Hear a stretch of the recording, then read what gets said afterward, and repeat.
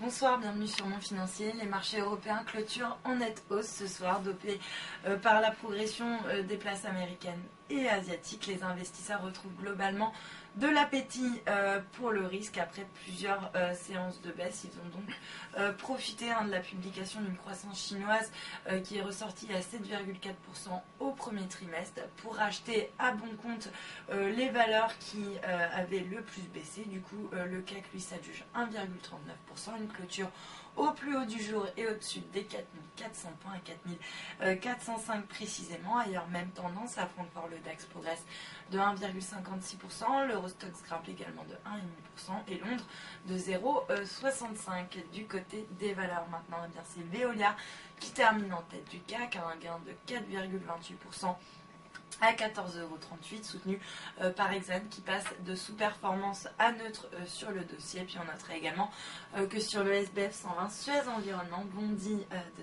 7,06% à 14,72 €, soutenu également par Exane qui passe de neutre à surperformance, cette fois-ci sur le dossier. Danone en revanche signe l'une des pires performances du CAC, une clôture à l'équilibre à 53,28 € après avoir dévoilé des résultats trimestriels assez décevants, notamment dans le pôle produits laitiers au premier trimestre. Le secteur du luxe subit également quelques légères prises de bénéfices avec par exemple Kering qui termine en baisse symbolique de 0,03%. C'est la seule valeur du CAC qui termine dans le rouge ce soir. À l'inverse, Technicolor s'envole de 7,15% à 5,20 €, soutenu par une note de Kepler. Et puis on a l'ensemble des cycliques qui rebondissent, comme par exemple le secteur automobile qui reprend nettement de la hauteur. Renault par exemple qui grimpe de pratiquement 4%, et puis également Valeo et Peugeot qui grimpent de respectivement 4,53 et 4,4%. À l'inverse,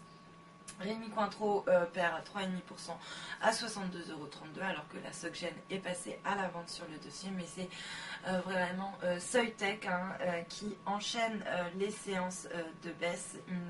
Un repli encore une fois de 15,9% ce soir. Une clôture à 1,80 €. Soitec qui a annoncé bien qu'il avait perdu une opportunité de se développer aux États-Unis la veille. Sur le marché d'échange, l'euro lui reste à peu près à l'équilibre. On est autour des 1,3814 par rapport au dollar. Il s'inscrit en hausse de 0,4% face au yen à 141,30 yens. Et puis le billet vert lui aussi progresse dans les mêmes proportions face à la devise japonaise, autour des 102,30 yens. Et puis pour terminer, l'once d'or qui reste autour de l'équilibre mais qui rejoint quand même le seuil des 1300 $ l'once. Voilà pour la clôture des marchés. Passez une excellente soirée.